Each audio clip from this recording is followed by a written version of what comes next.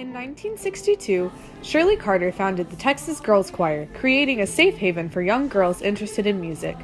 The choir was founded with the motto of developing little girls' lives through the excellence of music. Shirley Carter took a stand in history by influencing the lives of thousands of girls, teaching them to love, accept, and encourage everyone they meet, regardless of race, religion, or ethnicity. The Texas Girls Choir is an organization known internationally for their diplomatic composure, their renowned talent, and the amazingly well-rounded young ladies they produce. One of the main principles in the choir's code of conduct that the girls recite to this day is to love. They agree to love their fellow members, love what they do with music, and love themselves as they progress through the program. In 1962, segregation in the South was still prevalent. 2 years after the choir was founded, the Civil Rights Act of 1964 was passed. This event certainly helped the choir's situation because now public venues could not legally keep them out based on some of the girls' races. Still, this didn't mean the group was not heckled due to their appearance.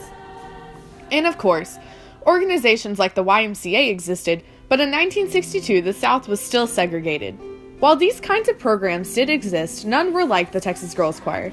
Segregation in the YMCA did not end until 1964, 2 years after the choir's integrated program was brought to light, and it took until the late 1960s for women to be allowed to join. Additionally, the YMCA did not even begin to offer after-school activities until 1988, 20 years after the rise of the choir. Ironically, the founder, Shirley Carter, worked at a YMCA in order for the original 16 girls to have a place to rehearse. It wasn't until 1979, where the choir purchased their own building to rehearse in, that the choir started to see the potential it had in store. From the get-go, the choir made it their goal to make sure everyone had equal opportunity in the program. The founder was an activist for equality and would laugh in the faces of venue holders who encouraged segregation. The radicals in the area went as far as to throw things at the buses and choir girls because they could not accept this. Segregation certainly brought a challenge against the organization, but it didn't stop the development and progress of the Texas Girls Choir. Carter would not let the struggles against prejudice hold her back from standing up for what was right. Claudia Pohl, former president of the choir and member from 1969 to 1977, says, "As an adult, Miss Carter explained that she took tremendous pressure from people and lost donations that were important to the choir. She simply believed that doing right would always bring goodness.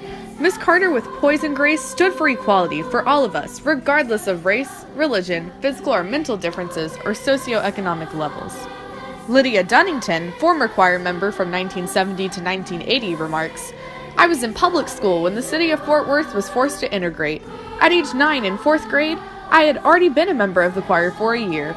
Miss Carter, in this age of racial upheaval, had managed to create an integrated environment of love, acceptance, and harmony where only love of music and development of little girls' lives mattered. Imagine my surprise when I entered a hostile, integrated environment in my school setting. Mrs. Carter provided a safe haven and an arena where I could get to know and experience integration without trauma." Former choir girl Angie Box states, "Our common bond was music, and that mattered the most. Not who was the best singer or better singer. We never had a reason to judge. We were all treated the same, and in return, treated each other the same.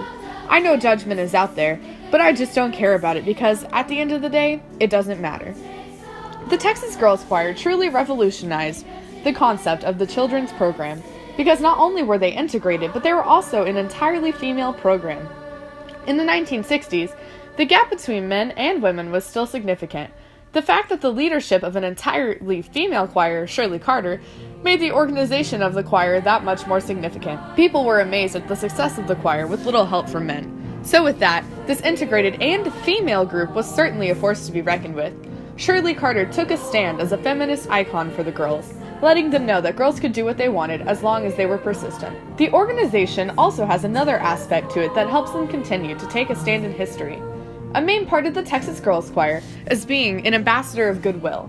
The choir has traveled to 6 continents, many third world countries, and seen many people suffering. Just this past summer, the choir traveled to Australia, New Zealand, and Fiji. In Fiji, the choir visited an all-girls school.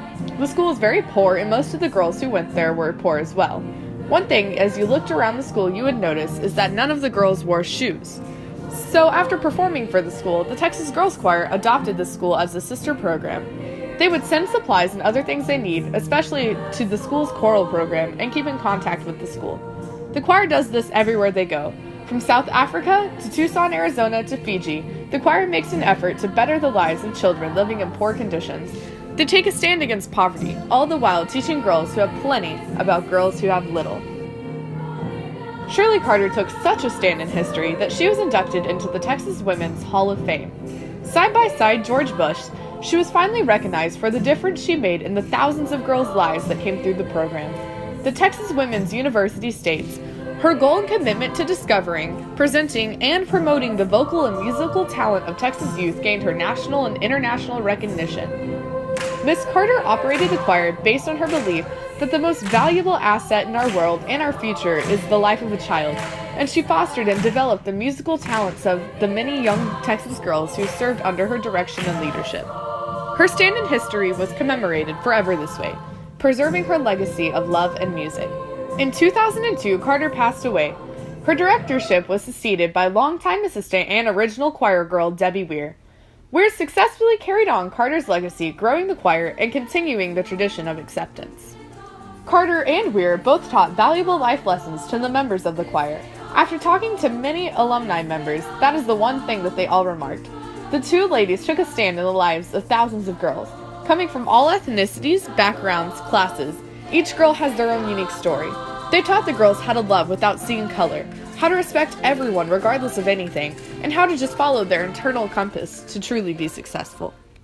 The Texas Girls Choir has definitely affected my life in a very positive way. The things that I learned when I was choir girl and as a staff member have carried through in my life today to how I am as a friend and how I am as a mentor to others, and at my job, I'm a private voice and piano teacher, so it's definitely carried through to that. The legacy that Shirley Carter and Debbie Weir left is not able to be given justice in words. They did so much for so little and for so many that it's just unfathomable. My life without them would have definitely been a much different place. The choir was one of the first in the United States incorporated, allowing people of all races and all religions in it. So it's one of the most important things that we hold on to even today. And regarding acceptance, Miss Carter used to always say, just because someone or something is different doesn't mean it's wrong. And that's something that I definitely try to teach my students today, because I think that's very important to know. In 2015, Weir passed away unexpectedly in the middle of the performing season. The choir continued on spreading love to the area, because even if we couldn't feel the holiday spirit ourselves, we could help others all the while. At this organization, girls learn much more than just singing and music. Carter and Weir took a stand in the lives of the girls and the people they met, teaching valuable leadership qualities as well. They emphasized that the choir is a safe haven or home, as director and accompanist Layne Trent states, meaning the girls were to act and treat their home as such. The choir was a place where every girl could go and have no fear of judgment based on outward appearance, a positive and loving environment. The girls learned to respect their surroundings, respect their elders, and even attended an event called Charm School, where they learned proper dining etiquette, how to present oneself in a business or interview situation, and basic life and self-care lessons. One of the specific things that current director Layne Trent has taken a stand in emphasizing is to respect what is yours. She makes it known that the building they rehearse in is theirs and teaches them to take pride in it. You can ask almost any current member of the choir and they will tell you, trashy people write on walls. If I went into your home and went into your bathroom and left it trash, and wrote "I was here" all over the walls, wouldn't you think I'm trashy? She teaches the girls to say "I was here" with their actions, to do something that matters in the world, and to make your mark on people rather than a bathroom wall. Currently, the choir is still running. The choir has grown in size significantly in the past few years. The choir has also just received many grants so they can continue to spread the legacy of these wonderful ladies for generations to come. The stand they have taken in history has influenced so many young girls and created a loving, accepting community in a time marked by prejudice and hate. The Texas Girls Choir has truly taken a stand and said, "I was here."